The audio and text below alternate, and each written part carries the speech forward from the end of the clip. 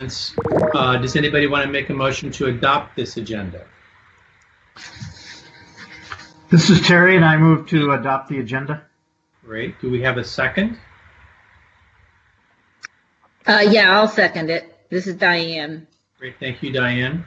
All in favor of it, say yes or tap your microphone. Yes. Yes. Anybody opposed to adopting it, please say no. It sounds like it's been adopted unanimously. The second order of business is to approve the minutes from our last meeting in April, and Bonnie distributed a copy last week, and then there was another copy with a single correction distributed this morning just to correct the header on the second page. Did anybody have any comments, questions, discussion items, concerns, changes, suggestions on the minutes from the last meeting? My name has 2 N's in it. We should fix that.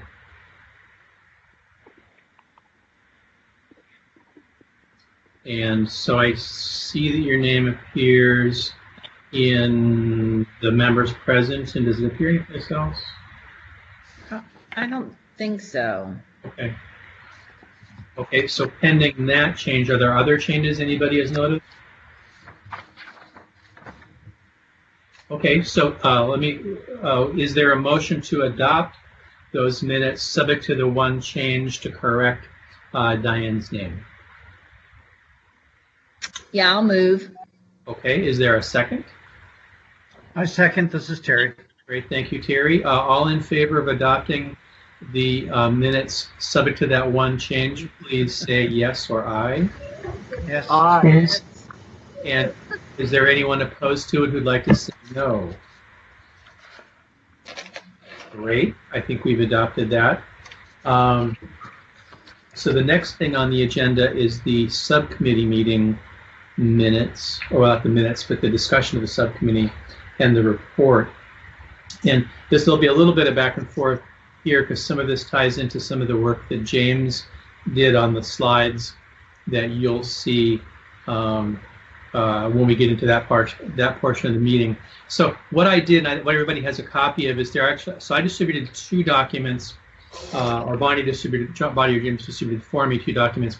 One is I had asked James to send out a request in August to the elected officials, ask if anybody had any comments, questions, thoughts, concerns about how their salaries were determined, especially with respect to comparator counties. And we got a few responses back, and rather than distribute the separate responses to everyone as separate items, I just literally cut and pasted their responses into the first document that's titled Responses from Elected Officials. And it's sort of Part A, Part B, Part C, and Part D.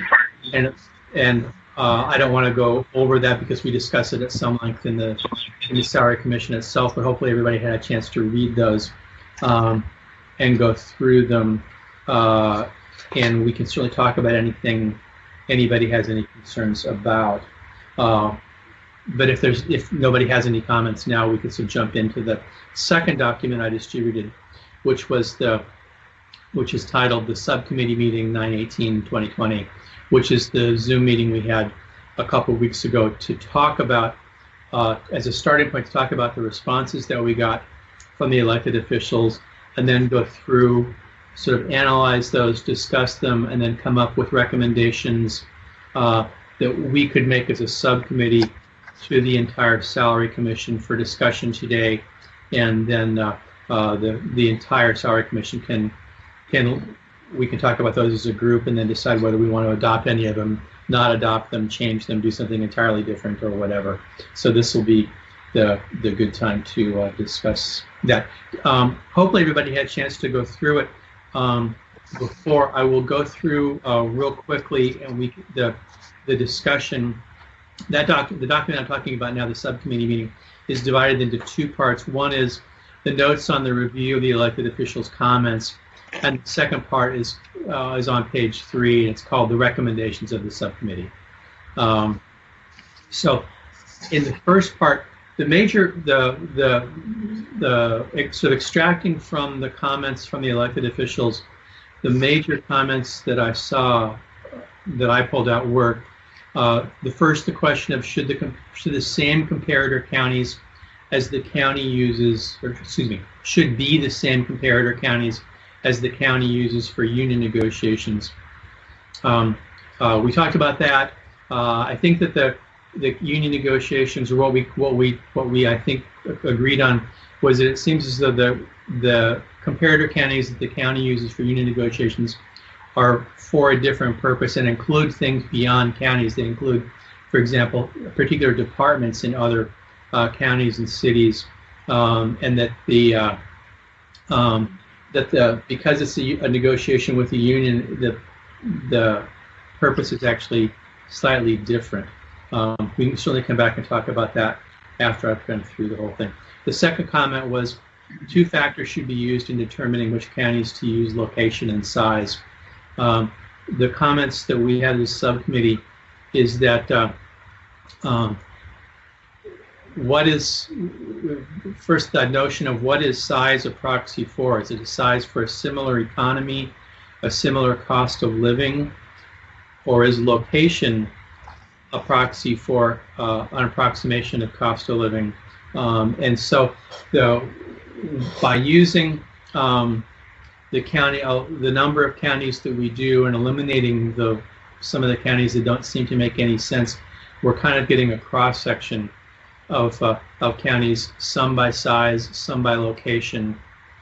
And I think we're sort of by doing it that way, I think our conclusion was that we're getting a sampling of both. That first starting out with the premise that there is no perfect way to do this, and that if you look at counties that are close to our size and population, a lot of them are related to farming or timber extraction.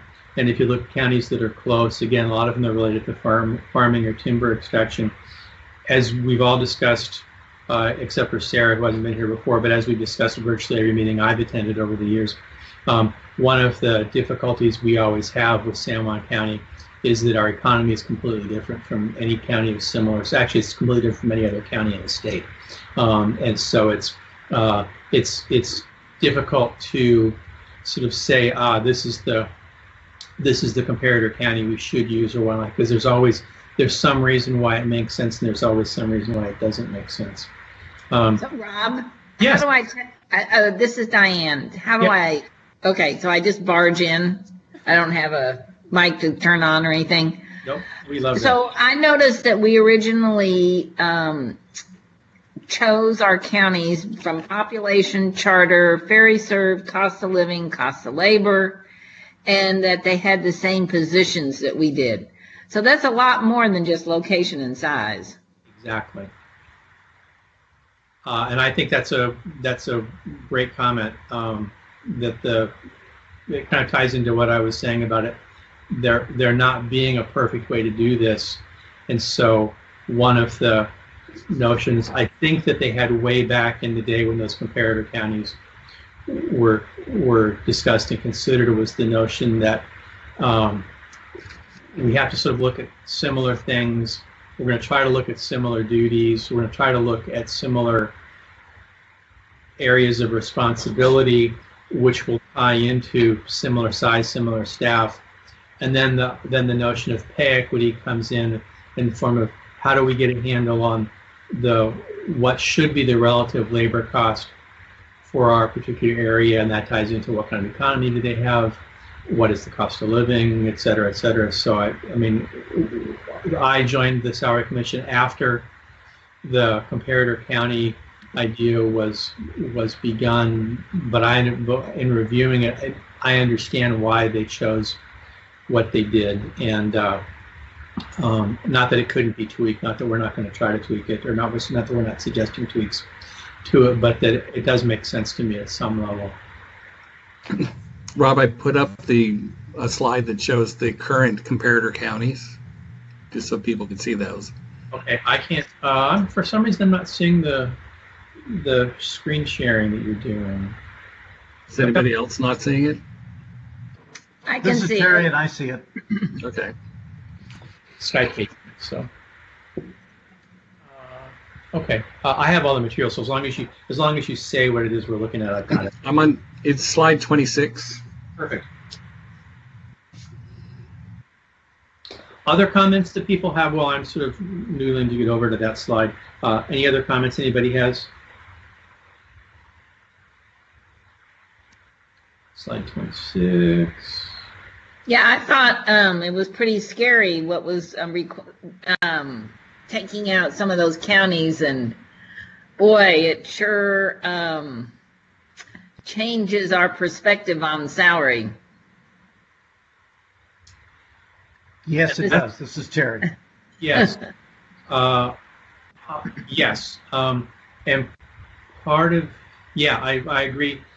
One of the things that if you look at the last recommendation that we made was just to put out the idea that we don't have to make, we can do whatever the commission agrees, but if we agree that there should be a change, we don't have to make the change all at once. We can phase it in over time. Yes, and I appreciated that. Thank you. Or we can do whatever we can do whatever as a group we decide. We could choose to do nothing. We could choose to do it based on a formula that included Elvis's birthday. Not that we would, but that this was just some ideas as a way to try to address some of the concerns that the elected officials have brought up, and the things we've talked about over the years of what, it seems like every meeting I've been to since I've been on the Salary Commission, we end up having some discussion about, are we doing this the way that makes the most sense? And the answer is sort of always, we're not sure, and we know that we're entering into an area that is very objective and not very subjective and not objective. Good. So let me trundling along.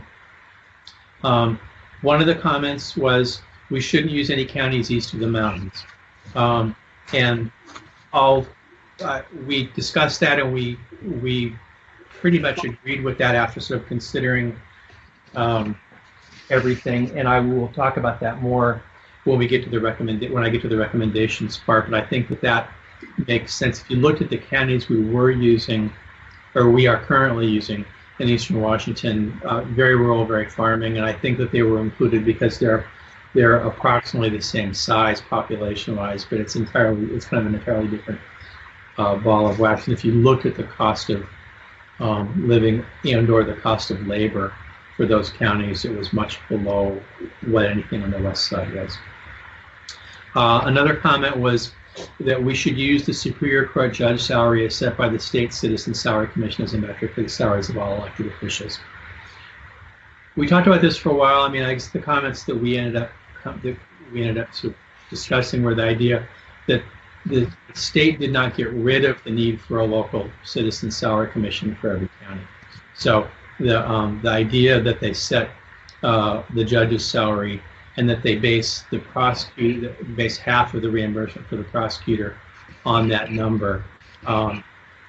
They didn't also take the next step and say, oh, by the way, you guys, there's no reason for you to exist anymore. You don't need to meet. So I think that it seemed like the intention was to leave with the local counties the idea of determining what that was, given that not discussing just San Juan County now, but looking at like even the small counties that we're talking about knocking out of the comparator county list. Does it make sense for a county in the northeastern corner of the state to be basing the salaries of their elected officials entirely on a Superior Court judge salary decided on in Olympia that will primarily be relative to King, Pierce, and Snohomish counties? And I think the answer is, like, if they had thought that, they would have said that, and they didn't say that.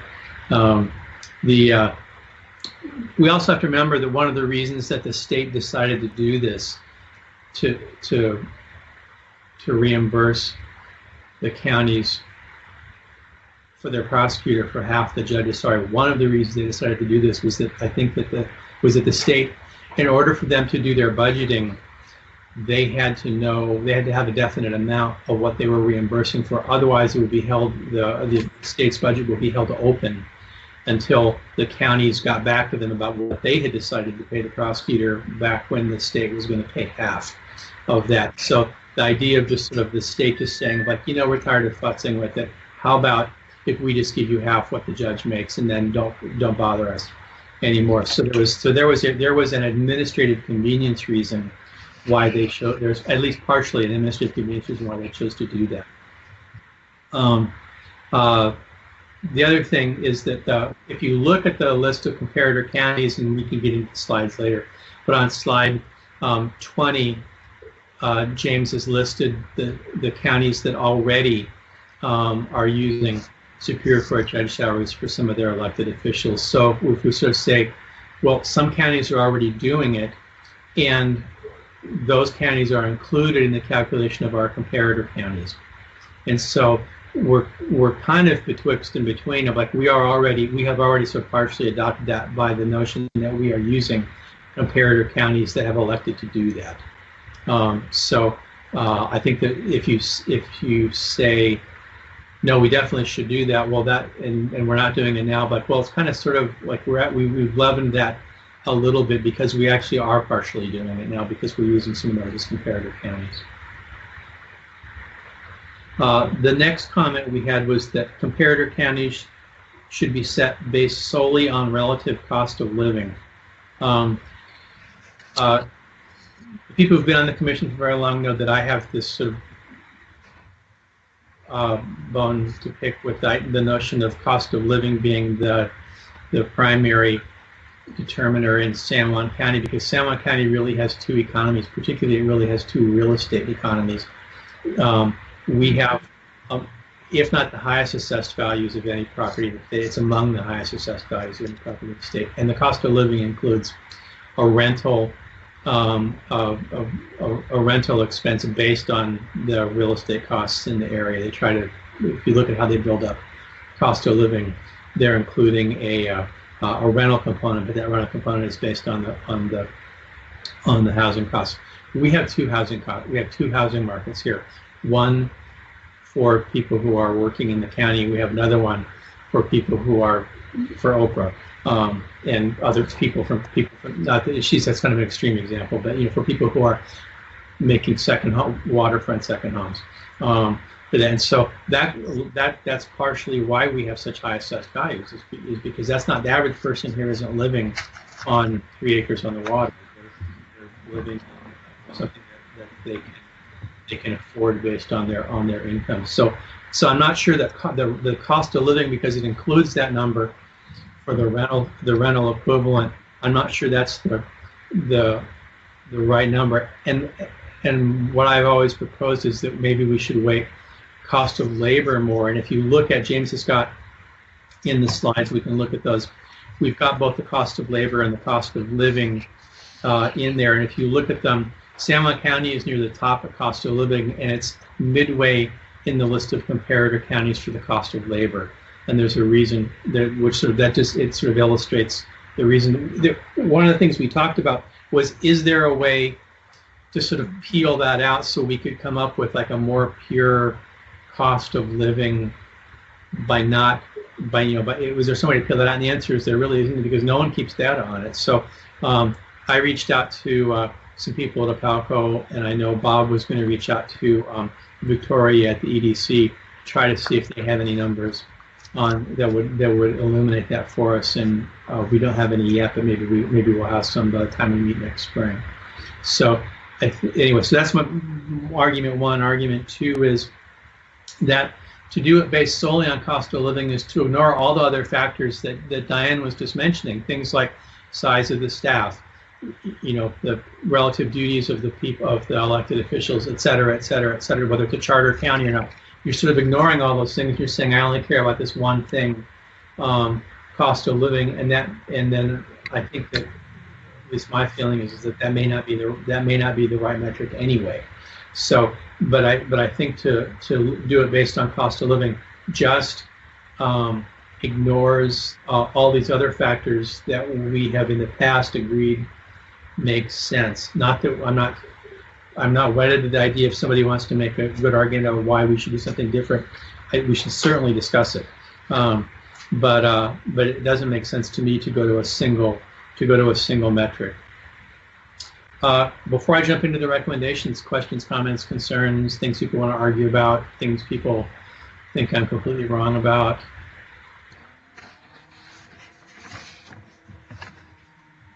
Hey, Rob, this is Terry, and I think our subcommittee meeting was both lengthy and very, very interesting, and the notes that you're presenting certainly represent my understanding of what we discussed and agreed on. Okay. It's always good to hear someone else agrees with what I wrote. No, I think it was very good. I appreciate your report. Okay. Well, let me jump into the recommendations then that we're making, and then we can jump, and like I say, there'll be a little bit of back and forth as we look at the staff report that James has sent out, and we can talk about as we go through the slides. We can talk about how some of these recommendations fit into that. So we really made 4 recommendations. One is to eliminate the counties in Eastern Washington from the list of comparator counties. So that would be, if you look at the list, I've got it on page 3 of the notes there, but it's also on the slide that James referenced earlier, slide 26. So the counties we'd be eliminating would be Adams, Douglas, and Pend Oreille counties.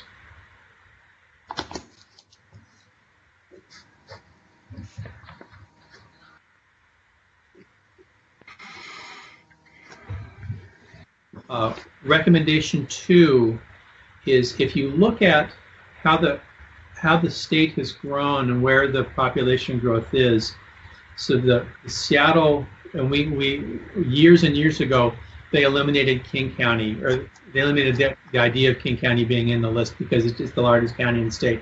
Population-wise, it's the most expensive one. It's the center of commerce. It's the most urban county in the area. And probably 10 years ago, that was still, there was still quite a distinction between King and every other county. And that's actually changed over time. If you look at the population growth, the Seattle, Metroplex area really includes a band that goes all the way from Joint Base Lewis McChord up to Marysville. And those of us who've had to commute to Seattle for eye surgery every week, it seems like all summer, are keenly aware of the traffic problems from Marysville south. So if you look at so we've all, like, King County is, I don't think King County has ever been in the list of comparator counties, but if you look, the other big counties are Pierce, Snohomish, and Clark. Clark being the Vancouver, which is really, besides being an urban area on its own, is also a suburb of a much larger metro area, Portland. And so if you look at those, if you leave the Pierce, Snohomish, and Clark in, you've now got 3 major urban areas that are included in the calculation, where you have counties that have large staffs, much higher budgets than San Juan County has, and the associated costs of living that go with that. So our recommendation was to eliminate 2 of those 3 counties from the list. And so our recommendation was to do Clark and Pierce and leave Snohomish in. And the reasons we talked about leaving Snohomish in is that geographically it's the closest to San Juan County. So to the extent we have, regional cost of living of those 3, it's the most likely to approximate our cost of living in some manner. The third recommendation, is that we've got counties in our list of comparator counties that actually are geographically very near San Juan County, and they give you, we discussed that they probably give, given that there are we call them sort of island costs. There are island costs that residents here incur that aren't incurred by people on the mainland. But if you look at Island and Skagit County, they're on our list of comparator counties, and in terms of distance from Seattle and distance from Amazon warehouses, et cetera, relative number of Costco's available to downtown Seattle.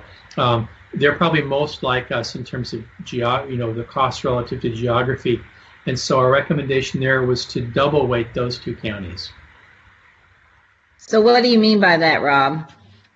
You would just, in calculating the median, that we do to sort of we base the starting point for doing the calculation is to calculate the median of the comparator counties. We would count each one of those twice. So you could, I mean, James has got the Excel formula to do it, but we could, the simple way to do it would be to just list each line, just double the lines and include them in the sum, and then divide. Okay. So we'd be double weighting them by a sense, giving them extra weight.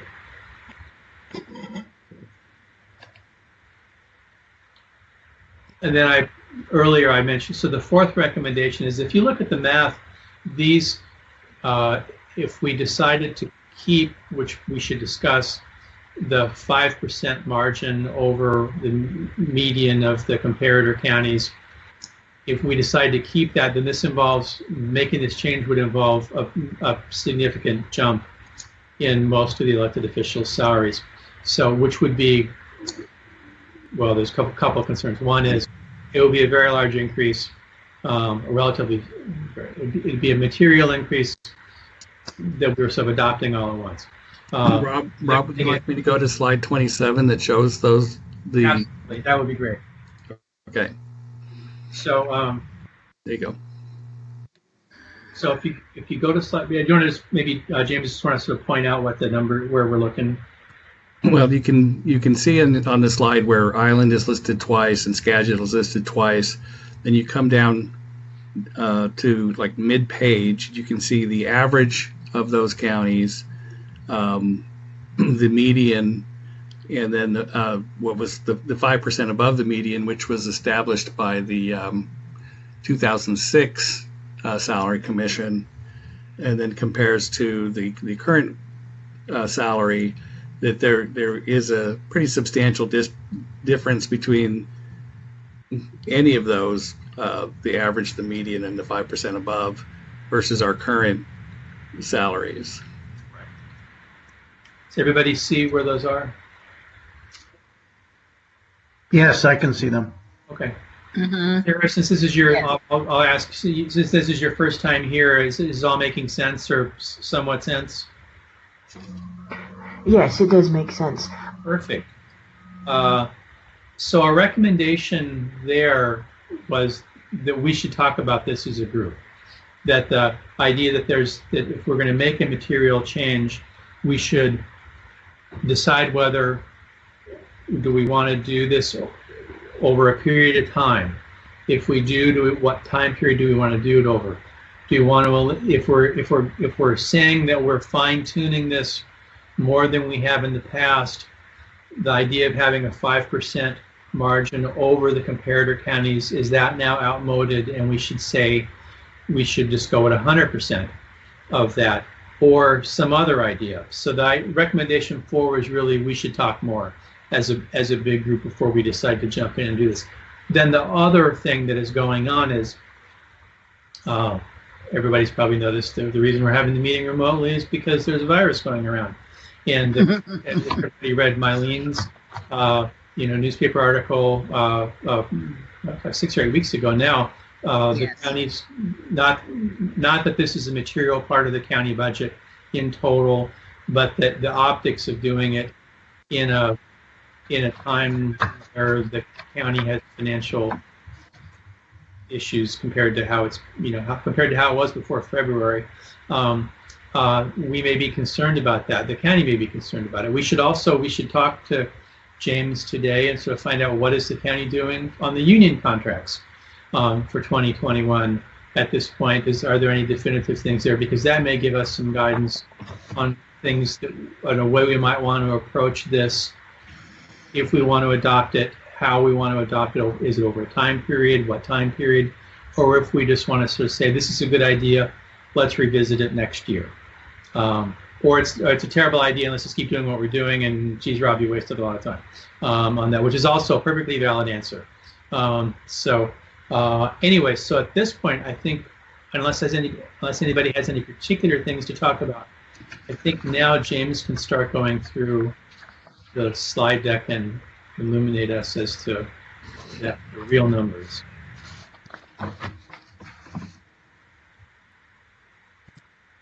Okay. So we'll come back to the question of 16 comparator counties versus 9 later in the presentation.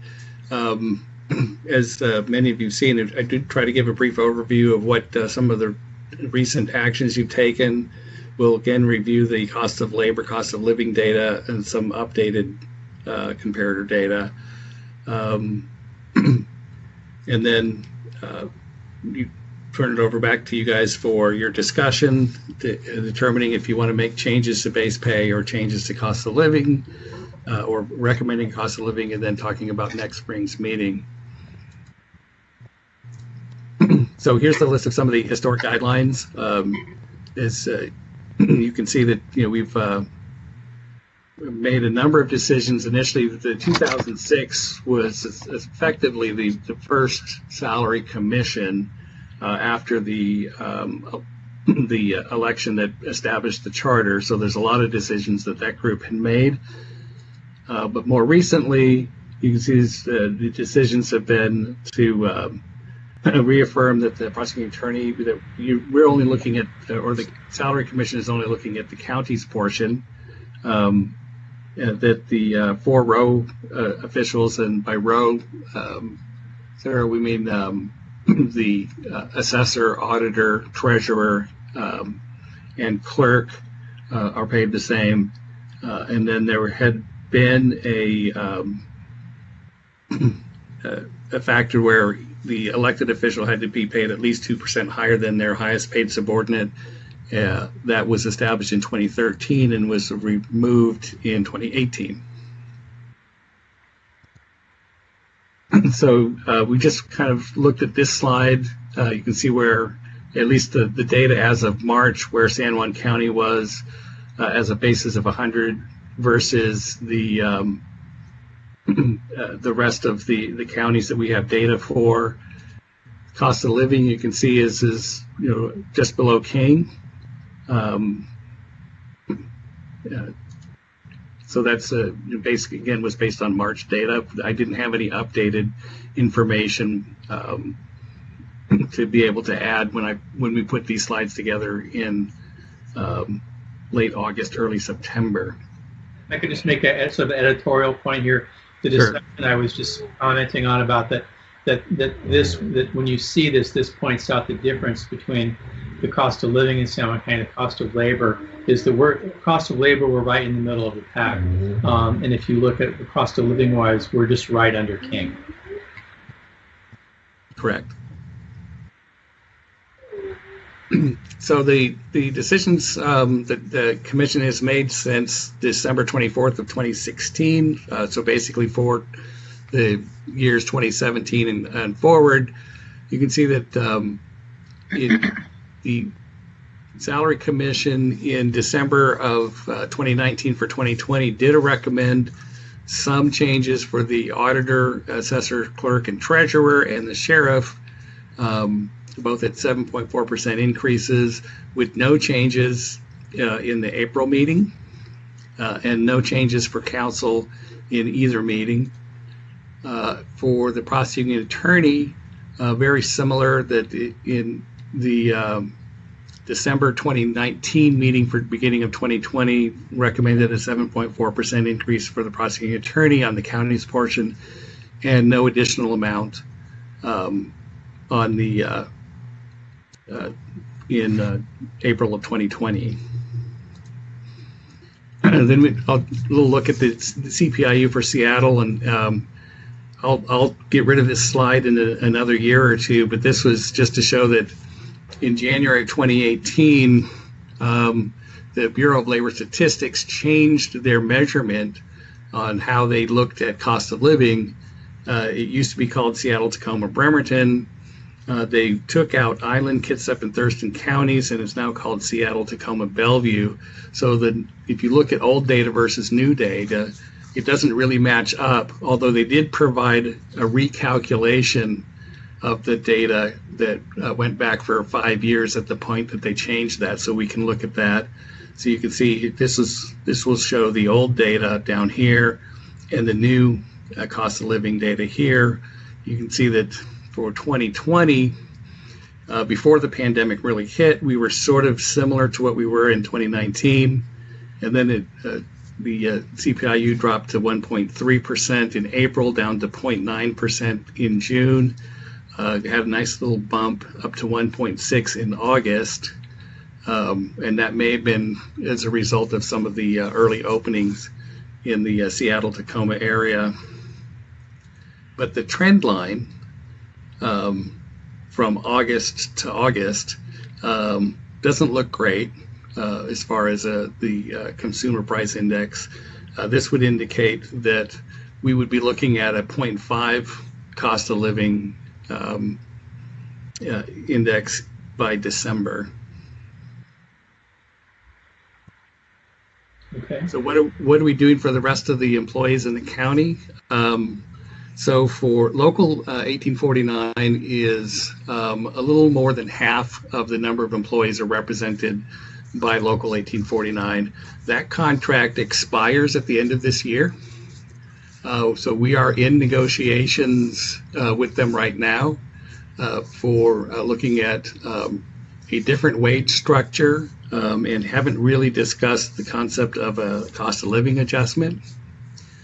For the unrepresented employees, so there's approximately 20 employees that are hourly that are not represented by the union, and then the management, professional and technical employees who are also unrepresented.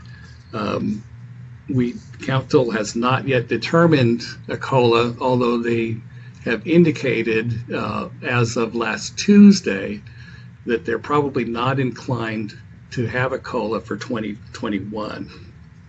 The Sheriff's Guild, which represents 29 employees in the county, so it's the smallest group that we're looking at there, has a contract that's in effect through December of 2021, and that calls for a 2.3% COLA.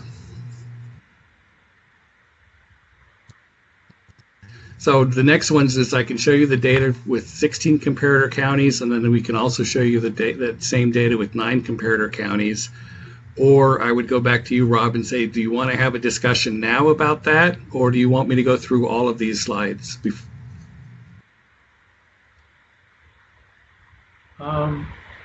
Well, we've looked at the main slide, I think the most important one that sort of shows what that total delta would be. So maybe we can have the discussion now about if anybody has ideas, and then we could sort of go in to the slides you're talking about, James, on kind of an as-needed basis to discuss those. So I know it's been a lot of material to absorb, and I appreciate everybody's willingness to wade into this.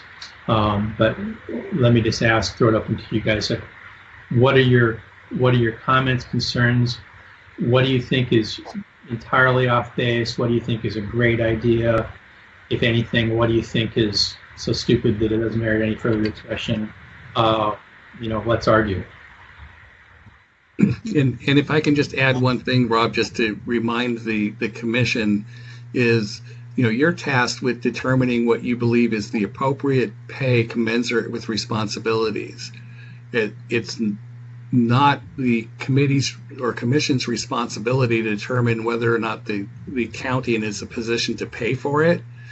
That would be up to the elected officials and county management staff to figure out how to do that once you've made your decisions.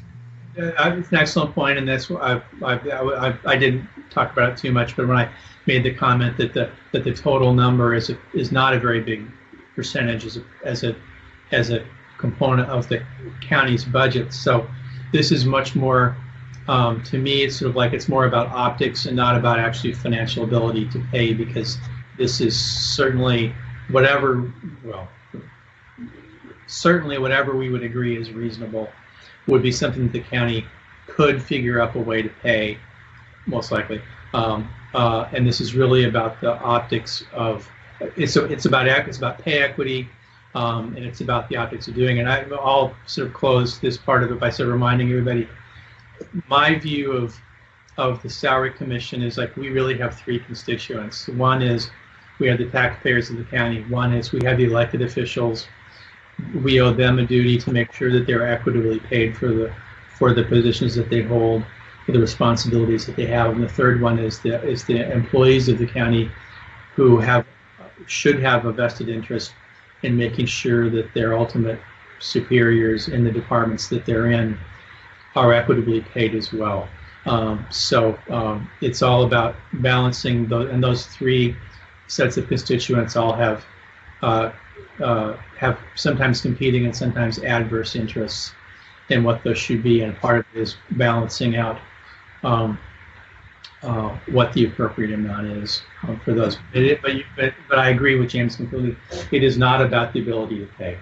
Yeah, Robin, if I can add just a couple more data points that I think that it would be good for the commission to know, and that is that council is instructed that the non-represented employees, managers, professional, technical, and so forth, take 7 furlough days this year and 5 furlough days next year. The represented employees are taking a reduction in hours for the month of October, equivalent to 56 hours for a full-time employee and adjusted by less than, prorated for people whose full-time equivalency is less than 1.0 full-time. And so those two things are in effect right now. So just because I'm an accountant, I like using calculators. That's an effective, by forcing people to take furlough on that. That's around, it's between 3 and 4% of their pay. That they're taking as furlough days instead of work days. Instead, because it's spread out over 2 days or 2 years for the ones that are taking furloughs, it comes out to about 2.7% for this year and 1.9% for next year.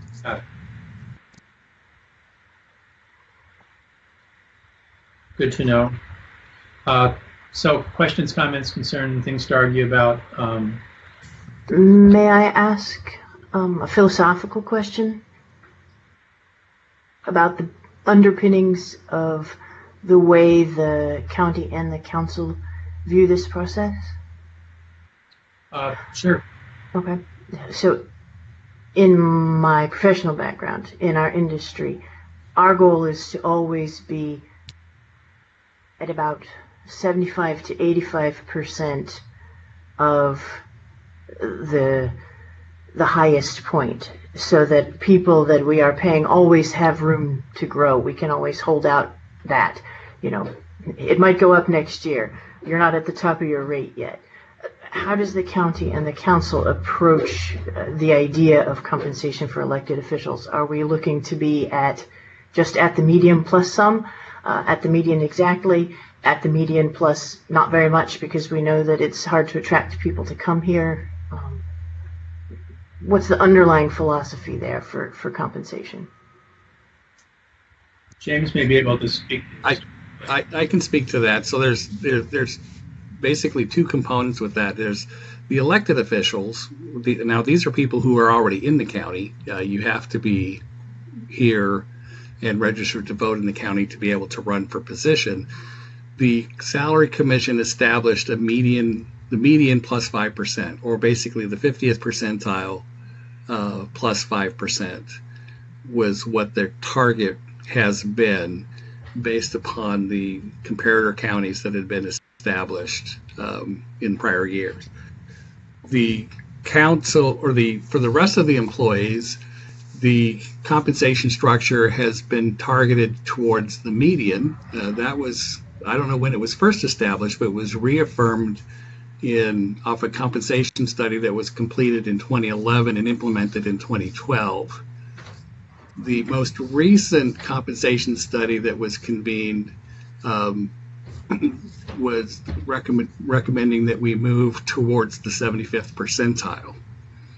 The wage scale that we presented to the union last month that they voted down got them to the 71st percentile.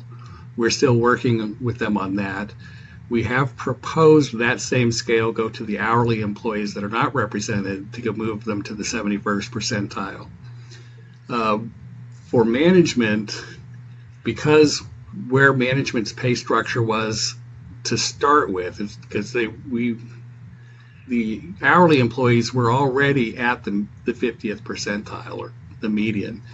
Management was at the 29th percentile, and getting to the 75th percentile is just not affordable.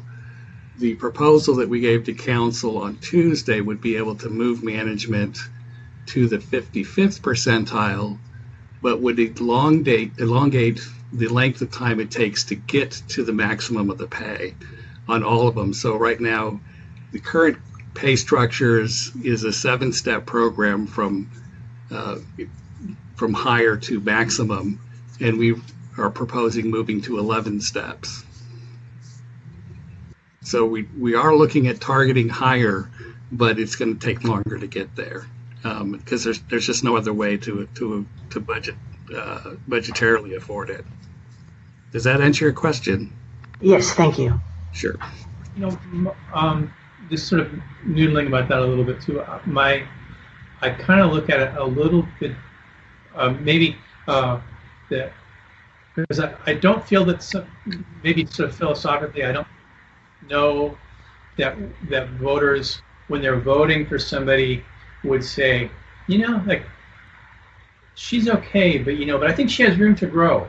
I think she'll be great in, we can develop her and she'll be great in a few years.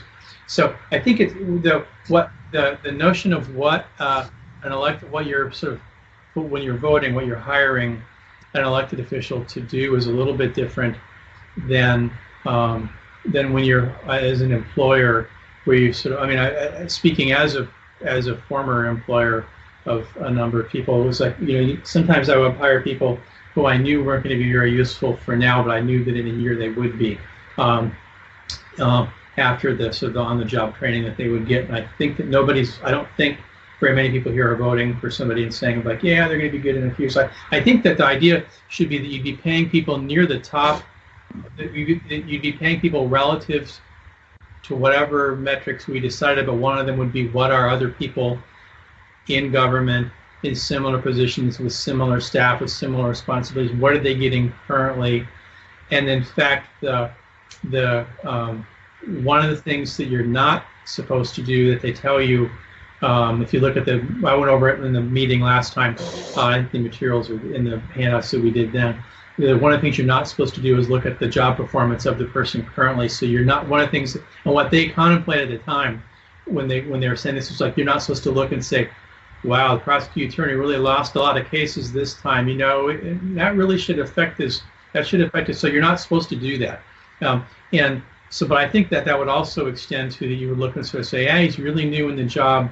We should, she's really new in the job. We should hold back a little bit so we can give them room to grow in the future. I think the idea is that they're already supposed to be doing the job that they were hired to do as elected officials, and that they should be ready to do that on day one. Of course, that's totally just my opinion, though. So, other. I would agree with that opinion as far as this is Madden, as far as it goes, that we should be paying them for the job that we expect them to do out of the gate. Right. It's not a popularity contest. Go ahead. Okay, Bill here. Yeah, just going off. First of all, the slide presentation as well as the recommendation from the subcommittee, all that stuff's excellent. I think this is just such a great snapshot in time. Some thoughts on my mind are, I like the idea of 9 counties instead of 16. Just the concept simpler, seems to be more on target. Personally, I'd probably like to digest this over the next couple of months and rather make a decision in the spring on it concerning both the recommendations and where we go. And I probably don't agree with James and yourself that we're supposed to pay them for what we think they're supposed to be paid and let the county worry about it. Because if I understand it right, whatever we say, the council will not change that. And I would think it'd be very difficult to justify a large pay raise in the middle of the COVID crisis, as well as a very slow economy. So I think there's a little bit, I hear what James is saying, but still as the board, we have to kind of somewhat take that in consideration. So my general feeling is I like everything I see here. I don't think we damage anything by pushing this off to next spring. A lot's going to happen here, and we'll have a better picture. Oh, just to be clear, I'm not advocating that we jump right in and make this change now. In fact, one of the things we talked about in the subcommittee would be what time frame would you ratchet it in over, and whether you would say we're not doing, it's a good idea, worthy of doing, and we're not going to do it this year. We'll start some point in time. And we specifically did discuss the idea that do we want to just sort of solve today's problems today to get to what happens in January, and then table this, but for a further discussion. I do want to, I think this is something I think we owe it to the elected officials who raised the issues for the first time back in the spring to address their concerns. But I as we jumped into this and we're looking at the numbers, I view this as a longer term thing to solve, not something where we have to snap our fingers and say we've got to do it today. So hopefully nobody took that out of the recommendations you're making, that we thought that we have to do something right away about this. Nope, understood. Thank you. Thank you though. This is Madden. I do want to point out though that we did put it off after our last one because of the similar thing, and we're continuing to see the gap growing as we're going forward, and I expect that gap to continue to grow. And so when we talk about stretching this out over a longer period of time and playing catch up slowly, I question that and how far behind we're going to end up. And I do have some concerns when I look at that. We haven't given our county council a raise since effective of 12/25 of 18, and about 4% in 2017 and 2018 then, and our other ones we've done up to 15% because we were far behind on those.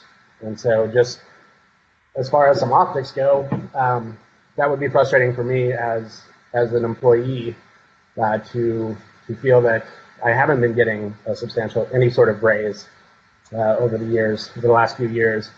And while we do have the financial crisis that is associated with the health crisis, we also have elected officials who are in incredibly difficult positions, who are working and making decisions that I frankly think should be rewarded because they're really hard decisions in which no one's going to be happy with the decision that is made. And it's a unique time, and I do think that people should be getting compensated for it. And I think the idea that we shouldn't give raises because there's a pandemic that they're having to deal with doesn't make sense to me. Okay. Okay. No, I think good comments. Rob. Yeah. Oh, sorry. So Rob, I agree with Madden. I think we're going to need to give them something. Okay. Any other comments that people have on that same idea?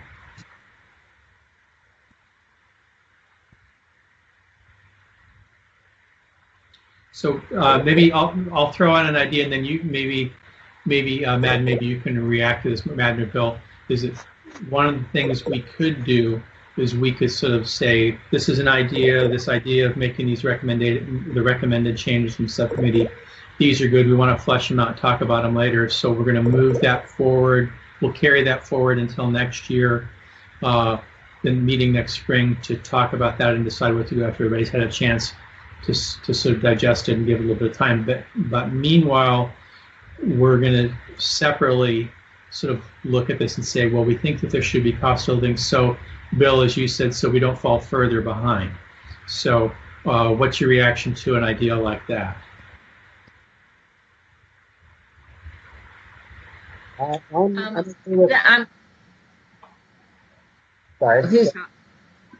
go ahead. Why don't you go first, Madden? Okay. I'm okay with the idea because I do think that having a discussion about our comparator counties and trying to come up with, I think all the work that was done here was great, and I do think it's all of us digesting and really looking at is important, because I'd like to see us come up with something that isn't a year from now, once again, looked at as if, is that the best way to come up with our compensation guidelines? And putting something on the book now also makes sense to me, even if it's not as substantial as we might based off of our current recommendations for how we make decisions, but at least it's something that feels good. Okay. Diane, how about you? I was wondering why slide 17 is different from slide 26, the bottom line.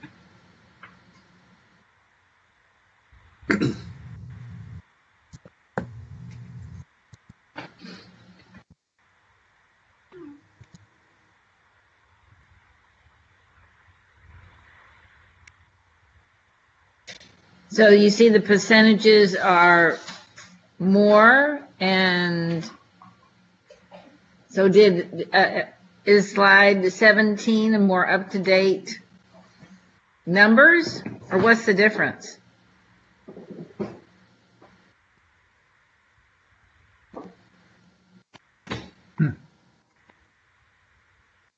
Good question.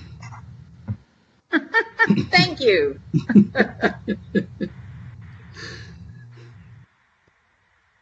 Because some of them are the same. So I don't know what happened, because I thought that I just grabbed it from one and pasted it to the other, but I may have missed some of the cells.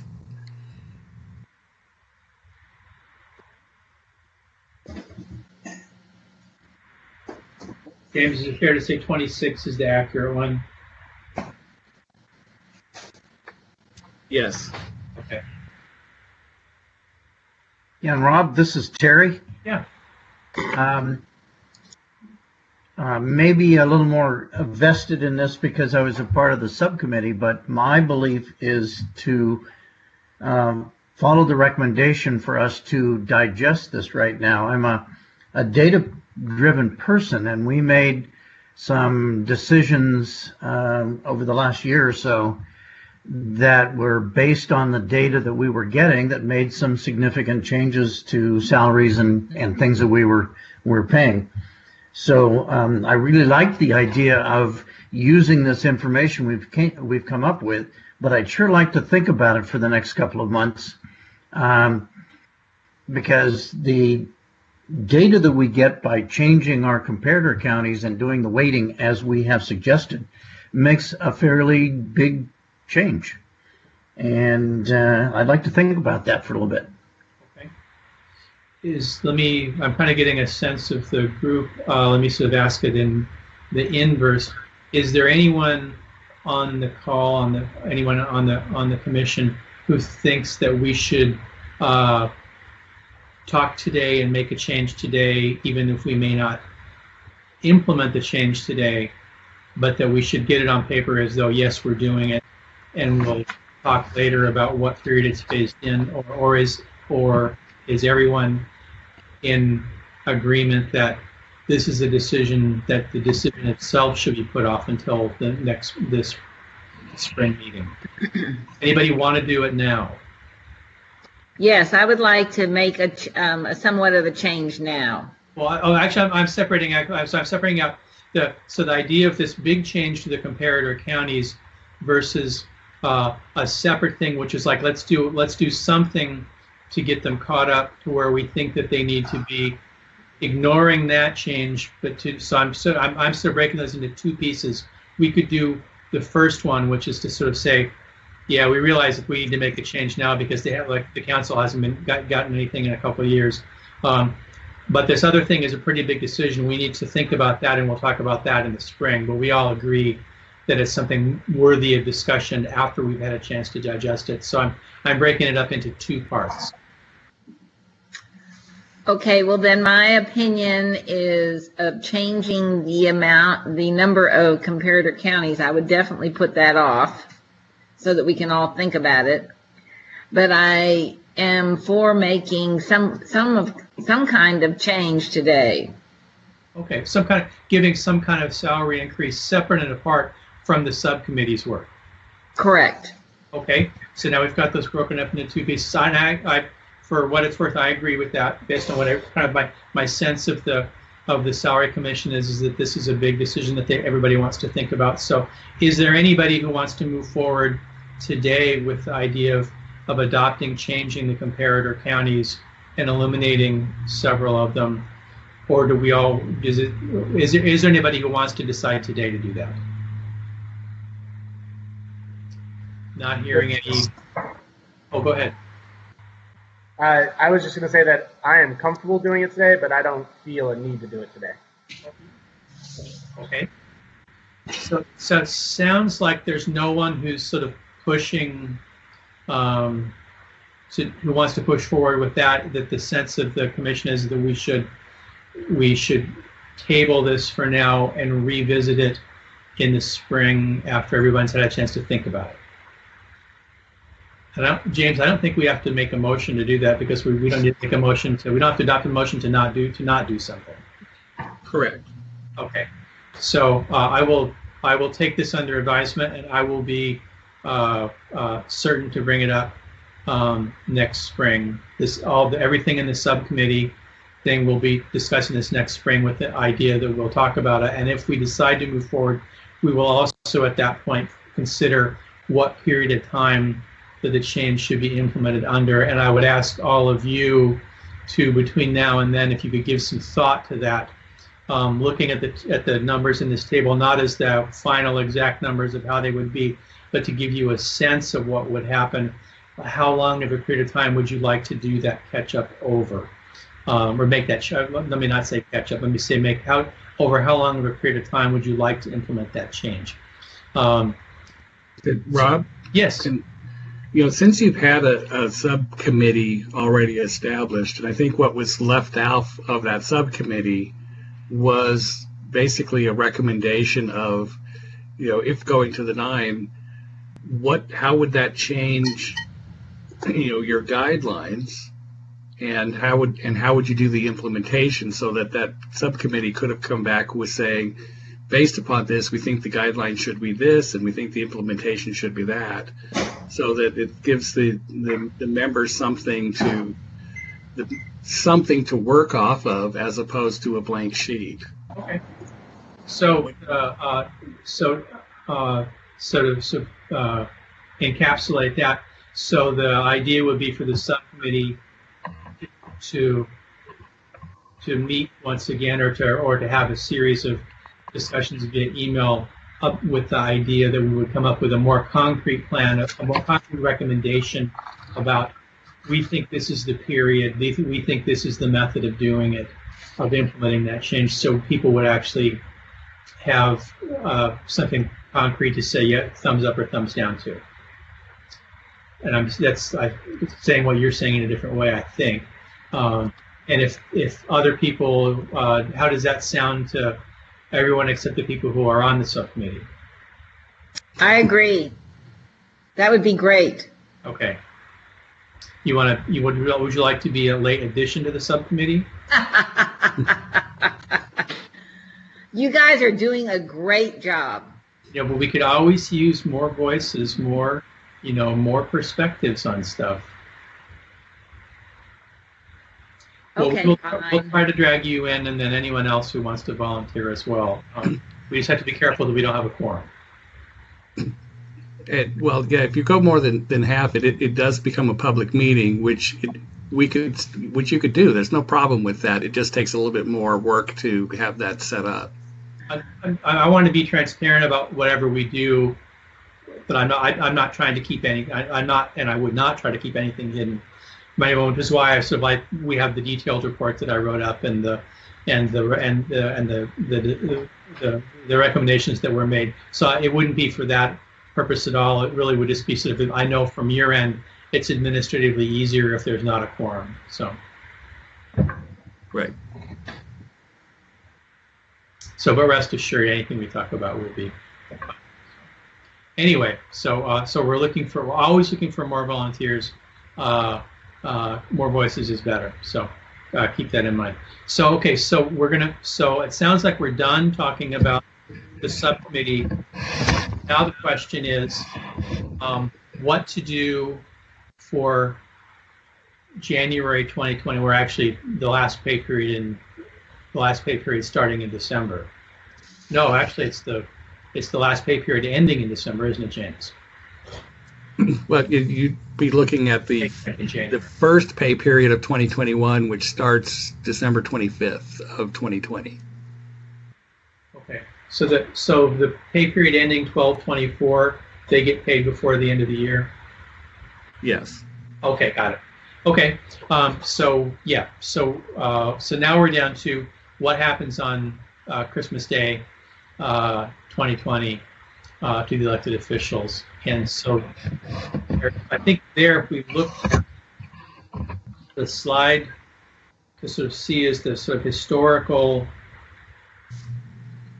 let's see which slide. So that was slide, well, for everybody but the prosecuting attorney, that was slide 9,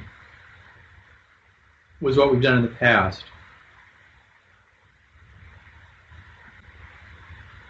And for the prosecuting attorney is slide 10.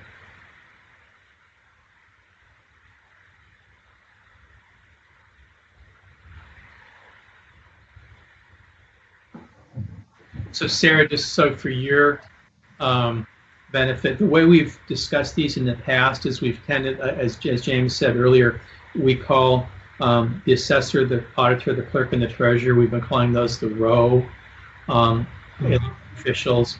And we do those all as a group, and then we do the sheriff and the council member and the prosecuting attorney all separately, each separately, I guess is what I would say.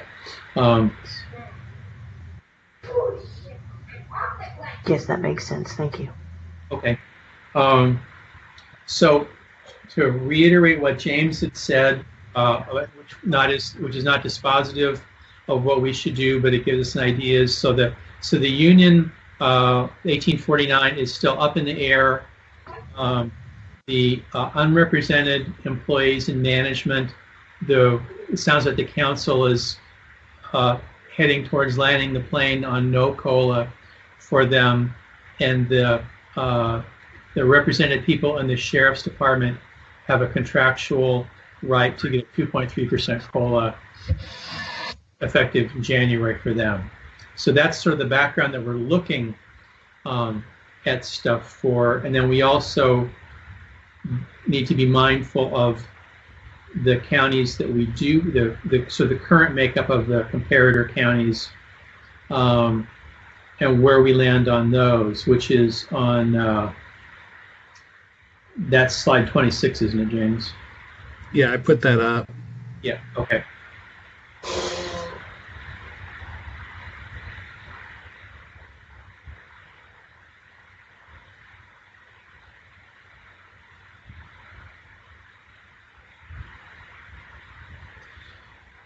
So let's start the discussion. Can we talk about what are people's ideas about the 4 row elected officials, the assessor, auditor, clerk, and treasurer? Thoughts, ideas, recommendations? Anybody want to throw out some notions on what to do there?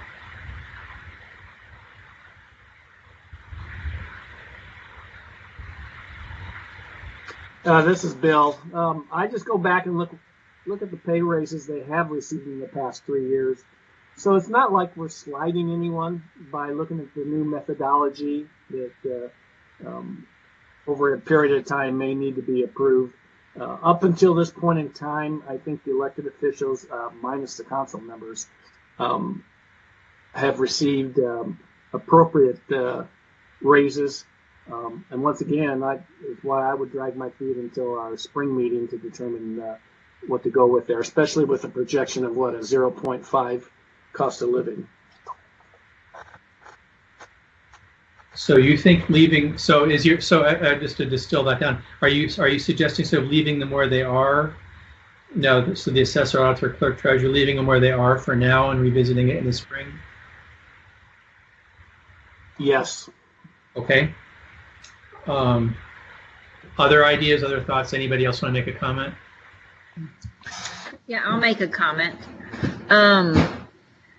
I think that if we do make a jump to the 9 comparator counties, there's going to be a huge difference in where their salaries are and, you know, what our percentages are. And if we still include that median plus 5%,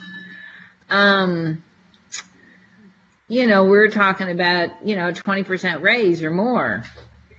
And so I'd like to maybe at least bring them up to our median plus 5% so that we can at least not have to, or not feel we have to make such a huge, recommend such a huge raise.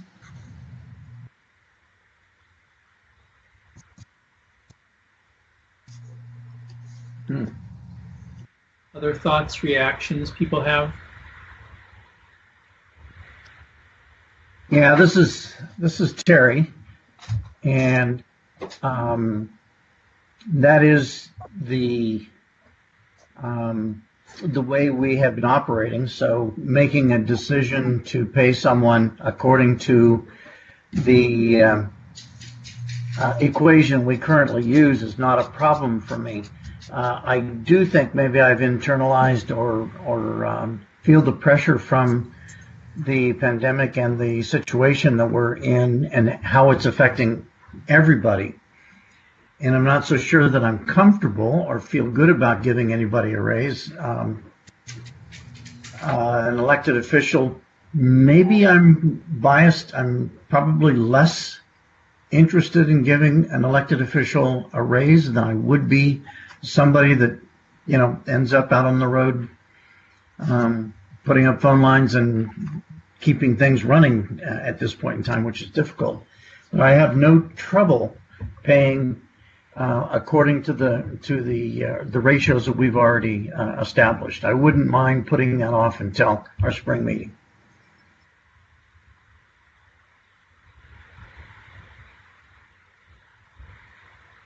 Okay. Other reactions people have? This is Madden. Question, is it slide 21 that shows us the 9 going to a 9-creditor county where we would be on the median plus 5? Is that correct?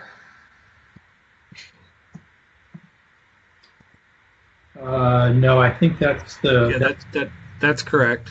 Oh, it is. So that's the 9. So that is that's 27 and not 26. It's a summary of slide 27 and not 26. Right. 26 is current rules. 27 is recommendations that the subcommittee made.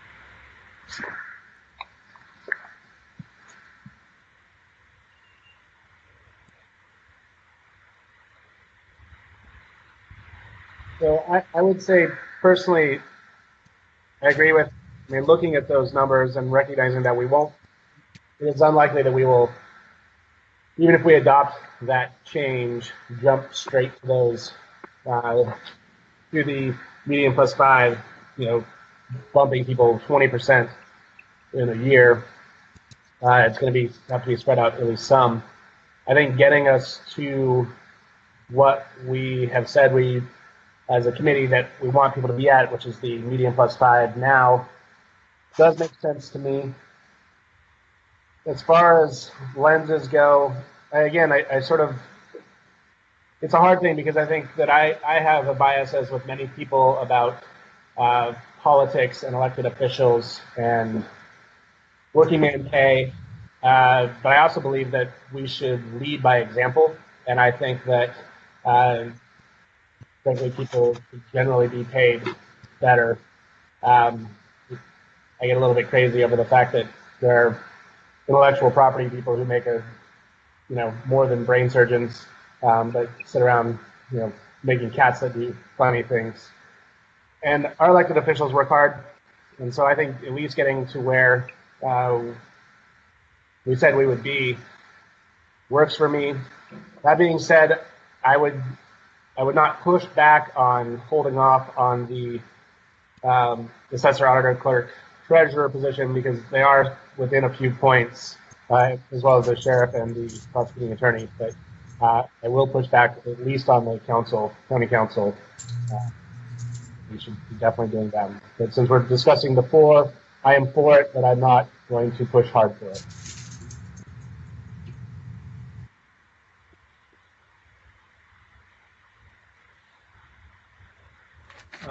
Okay, other comments? Not everybody's sort of weighed in here. I'd like to hear what other people think.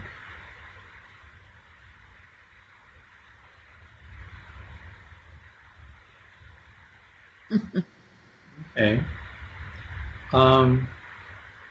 So is there, let me ask a question in a little bit different way. Is there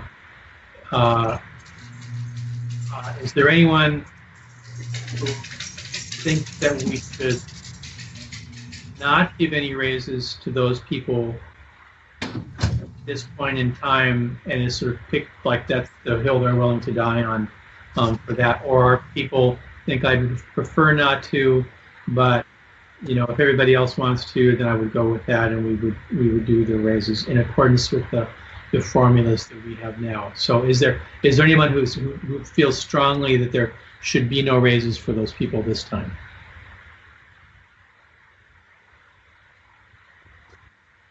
Perhaps no surprise, but I trump the taxpayers over everything here, and I certainly don't think I can support any kind of pay raise to any of the elected officials at this time.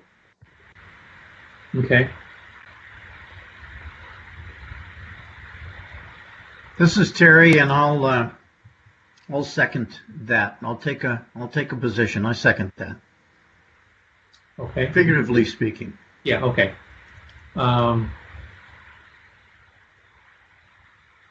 So, trying to think if there's some way we can sort of make everybody happy here.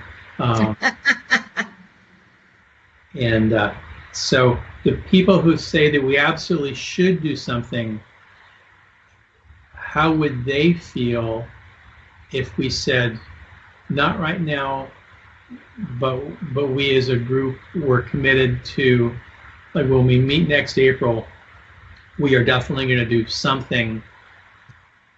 We have a strong bias toward making sure that we've done something, even if we don't adopt the subcommittee things that we understand.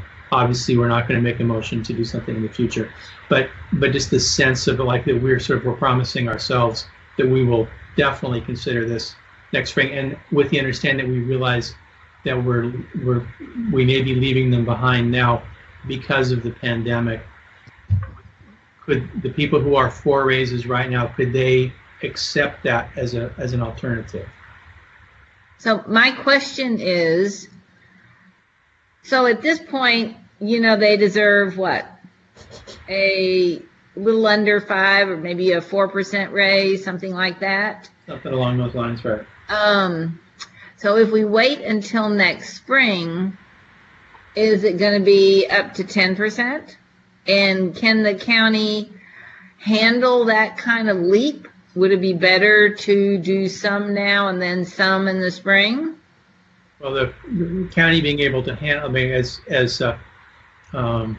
James said, this is such it's a tiny part of the total budget.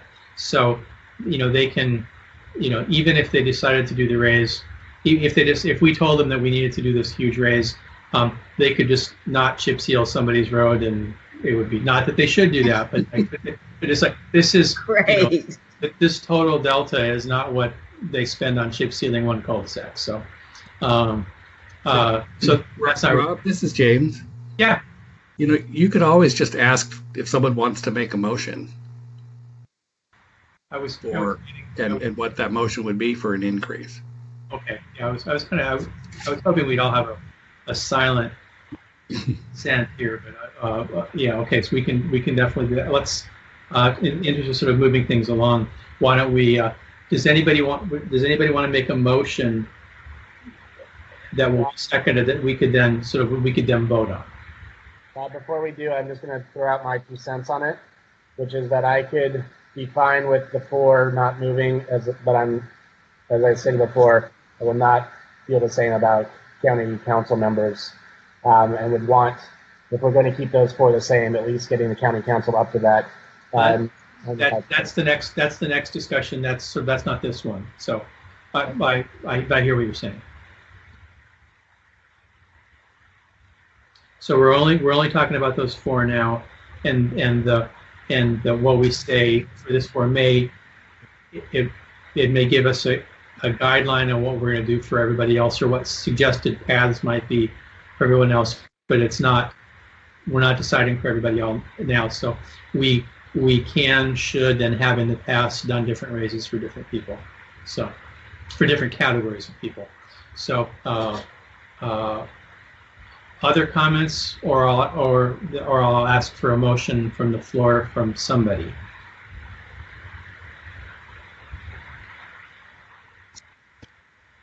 Okay, I'd like to move that we give a raise to the elected officials of 2.5%.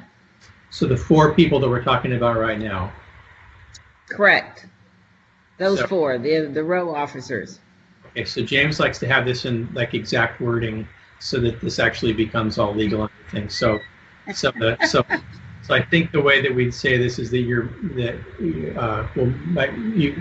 a motion has been made to increase the salary of the four row elected officials as of December 25th by, did you say 2 or 2.5? 2.5. 2.5%. Does that sound official enough, James? Works for me. Is there a second for that motion to increase the salary of those people by 2.5%? I'm willing to second that motion. This is Madden. So Madden is willing to second the motion. So the next step is to do a discussion on that. We've already talked about it quite a bit. Is there anything anybody wants to bring up that we haven't kind of already talked about with respect to giving them a raise current? Rob, this is Terry. On a motion, does it only take a majority to pass, or does it have to be unanimous? It does not. We have had things that have not been unanimous before. So I say that again. we have had motions in the past. We have had motions that were not unanimous. I believe it only takes a majority. It does take five of 9 or 5 votes, or a majority of those present. A majority of those present. Okay. Thank you. So just to remind everybody, that's what our typical COLA is. So it's not that much. It's more of a pat on the back. And just to remind everyone, this is Bill. This is not a typical year. And also, when we do vote, I do think it needs to be by roll call. Yes. Okay.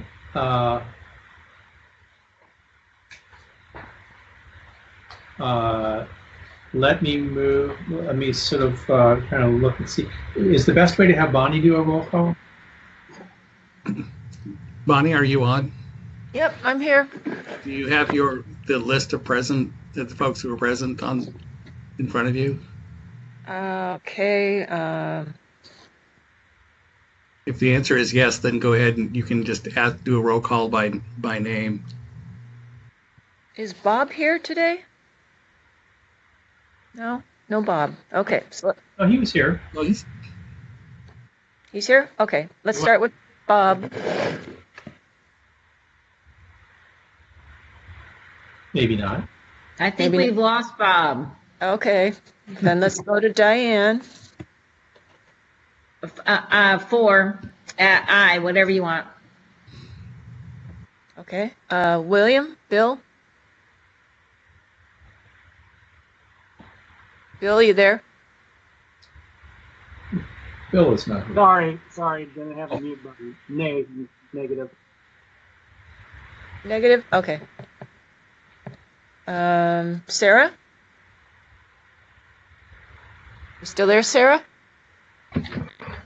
Sorry, my mute is not working right. I will vote for. Okay. Rob. I will vote for. Terry. I will vote against. Okay. Madden. I will vote for. Okay. And that should be everyone. So by my count, was the motion carries 3-2. Does that sound right, Bonnie? 4, yeah. 2. Okay. Let's not advertise the fact that I'm an accountant and should have gotten that right. And this is Terry, and I support the motion has passed, meaning exactly what I meant. Okay. I like democratic systems. Duly noted. Thank you. Okay, so we've gotten the 4 out of the way. Now we are to, let's just go in order. We'll do the council members next. I think we've sort of talked around this a bit. We know what the numbers are. Does anybody want to propose a motion on the council members?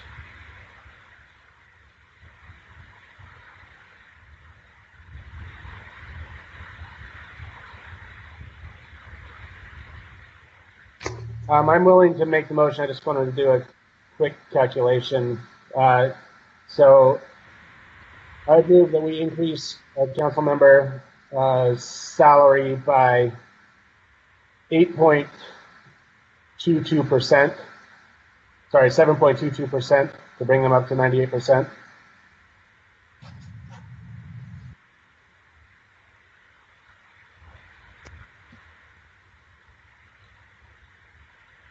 Is there a second?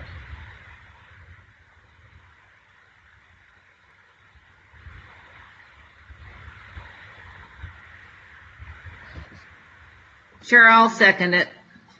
Okay, so just by way of, because I like math, that would bring them up to $88,615.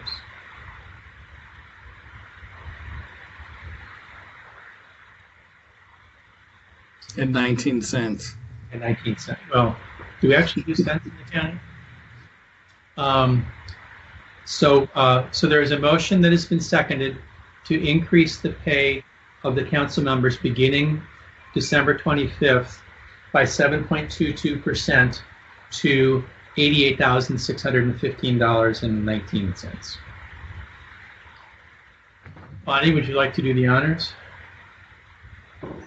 For what? Oh, to do a roll call. Oh, roll No, call. let- Okay. Let's have a discussion. Okay, okay. Bonnie, keep your pencil ready. Let's. Is there any discussion? Anybody feel strongly against this? Strongly for it? Is there a different motion we should be making? What are your thoughts? This is Terry. A month. Okay, good. Go ahead, Terry. Oh, okay, thanks. I approve of paying them according to our plan. I just believe that this is not a timely time to do it. That's all. Okay. I guess this is Bill. I guess this is 5 years I've been on the board. And I have seen some of the elected officials present information of why they feel they need an increased pay or provide good information to us so that we could review it.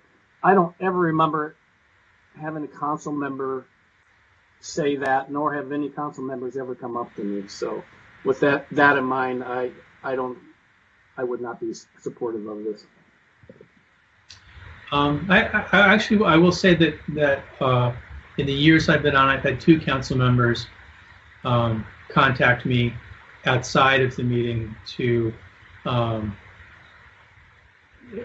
express that they thought that we were, when we had given them a raise, to express that they saw the discussion we had or heard the discussion we had and appreciated that we A, had given them a raise, and B, had seemed to think about it and approach it in a rational way. So I don't think they're disinterested in it. I just think that perhaps maybe they, more than other elected officials, may be sensitive to the optics, because they're probably the people who get yelled at in the grocery store more than the other than the other elected officials. I don't imagine people yell at the county clerk all that often in the grocery store, but I can confirm that on Lopez, the council members get yelled at in the grocery store.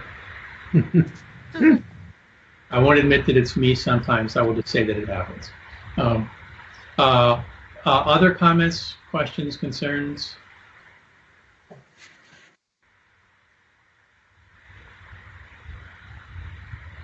Okay, I think it's time to vote then. So here, to restate it, this is a motion to give them a 7.22% raise to whatever that number I said was $88,615.19 effective on December 25th. So Bonnie, now is the time to get out your pencil and roll. Okay. Okay, Diane, how do you vote? I will vote for. Okay. Sarah? I need to abstain because I know someone associated with the council personally, and I think I should probably not vote on this one. Okay. Rob? I will vote for. Terry? I'll vote against. Madden? I will vote for. Okay. Did you miss Bill?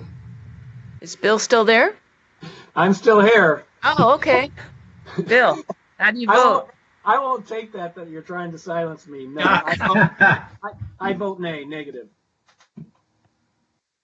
Okay. So I have, Oh, that's a tie. no, I have 3-2 on that. 3-2 and 1 abstention. Well, yeah. Yeah. That's what I have.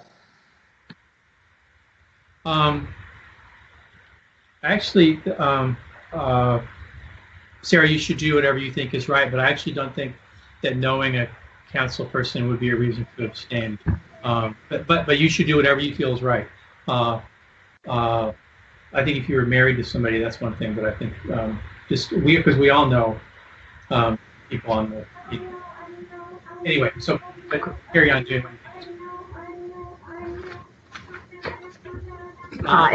In that case, I guess I would, if it would be ethically acceptable for me to not abstain, then I would vote, then I would vote in favor. Okay. Okay, that's fine. So it doesn't change the vote anyway. So okay. Nothing I say should be construed as legal advice one way or the other, though. I'll point that out. So I think we're now going straight across, continuing across. We're now to the sheriff. There again,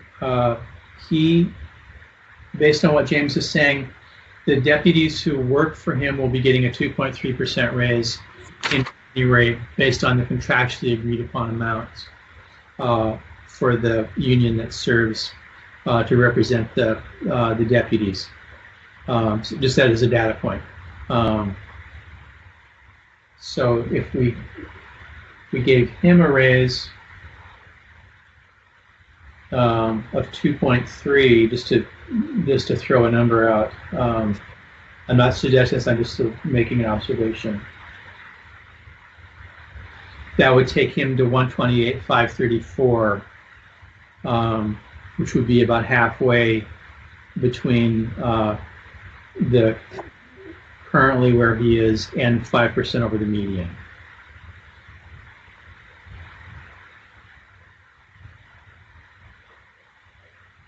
Having said that, would anybody like to propose a motion for the sheriff's department, for the sheriff leading the sheriff's department?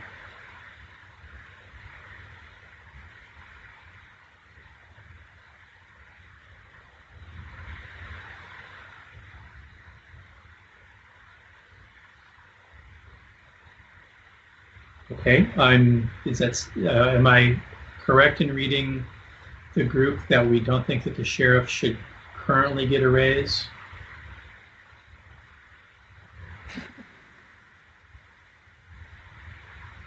Am I the only one still on the call? This is Terry. I'm here. I agree with you, Rob. Actually, I wasn't stating an opinion. I was asking a question. You Oh, agree? okay, well, I don't think we need to give him a raise. Okay.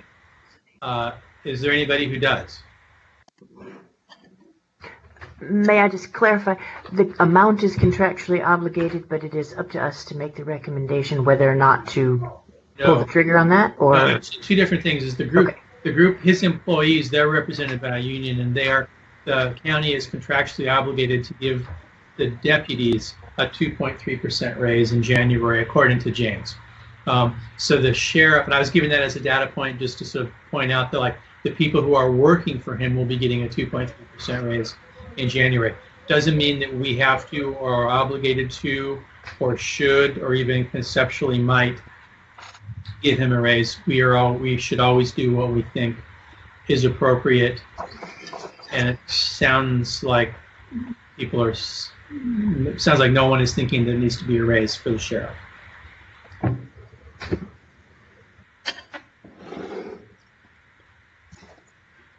Okay, I think we're done with that. I think there's no more. There's no action taken on the sheriff,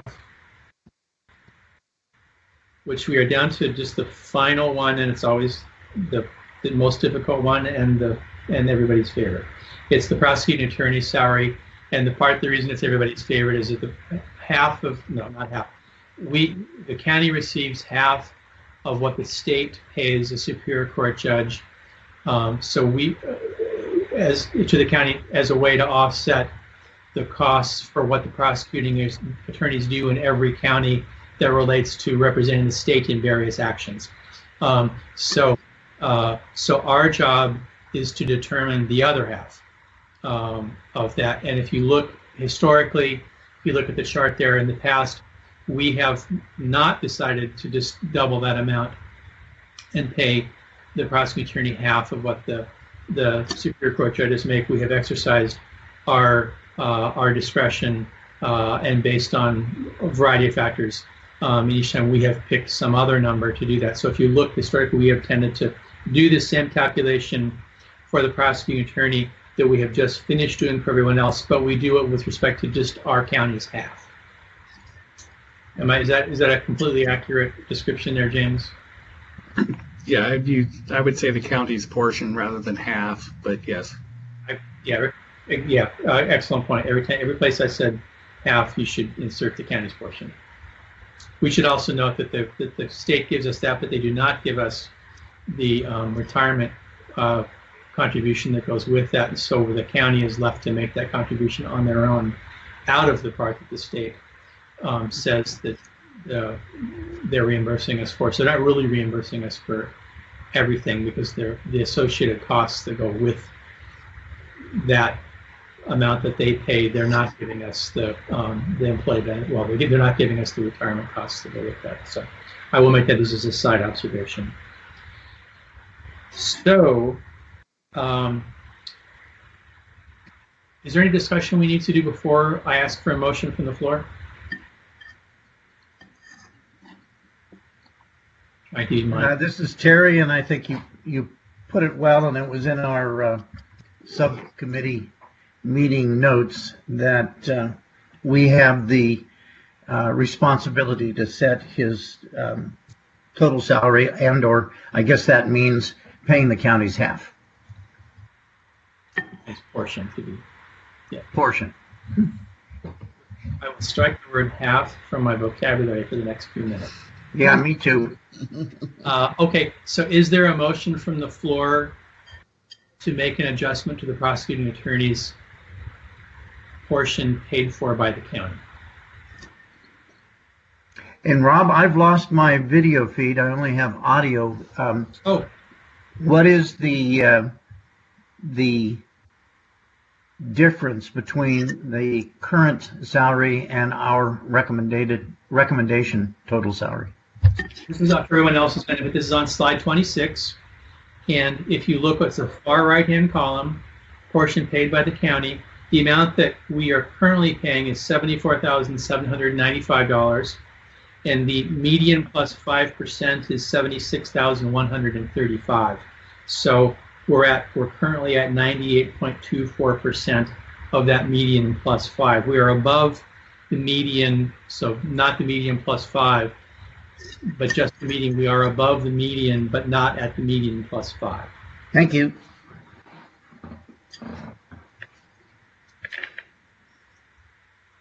Any motion to make an increase here? Can I give my opinion? Absolutely, that's what we're here for. We did not give the row officers what they needed to come up to median plus 5. And I believe that the prosecuting attorney doesn't need a raise.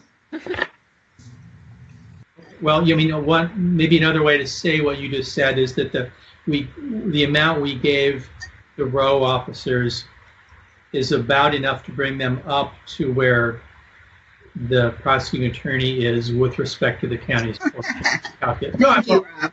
I appreciate that. I'm trying to be accurate with it here. What is it that we just gave them? We just allocated funds to give. Well, we gave them a raise up to the amount that Randy's sort of already currently at.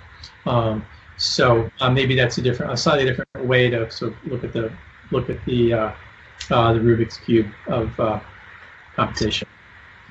Other comments people would like to make?